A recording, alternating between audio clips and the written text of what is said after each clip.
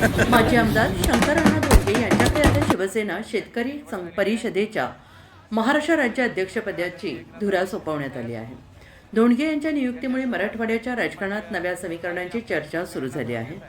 शेतकरी चळवळीतील आक्रमक नेतृत्व, ग्रामीण भागातील शेतकऱ्यांचा बुलंद आवाज, मराठवाड्याच्या राजकारणात पुन्हा एकदा मोठी राजकीय घडामोड घडली असून ग्रामीण आणि शेतकरी राजकारणात आपला स्वतंत्र दबदबा निर्माण करणारे माजी आमदार शंकरअण्णा धोंडगे यांच्याकडे आता शिवसेना शेतकरी परिषदेच्या महाराष्ट्र राज्य अध्यक्षपदाची जबाबदारी सोपवण्यात आली आहे.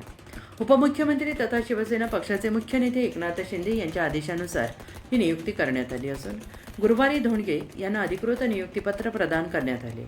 शिवसेना मध्यवर्ती कार्यालयातून जारी करण्यात आलेल्या आदेशानुसार शिवसेना सचिव संजय मोरे यांच्या स्वाक्षरीने ही नियुक्ती जाहीर करण्यात आली.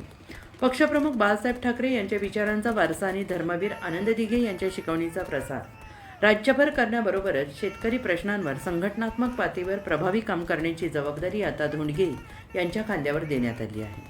शंकरअण्णा धोंडगे हे नांदेड जिल्ह्यातील ज्येष्ठ आणि आक्रमक राजकीय नेतृत्व म्हणून ओळखले जातात.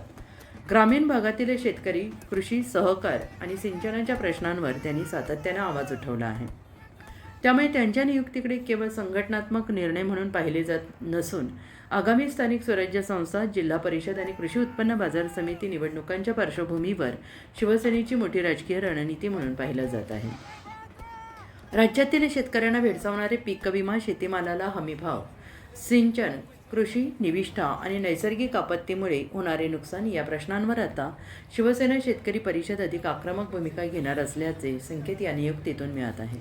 धोंडगे यांच्या नेतृत्वाखाली ग्रामीण भागात शिवसेनेची संघटनात्मक ताकद अधिक वाढवण्याचा प्रयत्न पक्षाकडून केला जाणार असल्याची चर्चा राजकीय वर्तुळात सुरू झाली आहे.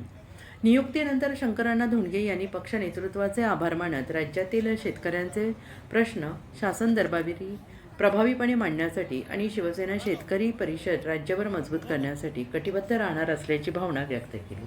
त्यांच्या नियुक्तीमुळे नांदेडसह संपूर्ण मराठवाड्यात शिवसैनिक शेतकरी परिषद पदाधिकारी कार्यकर्त्यांमध्ये उत्साहाचं वातावरण निर्माण झालं आहे.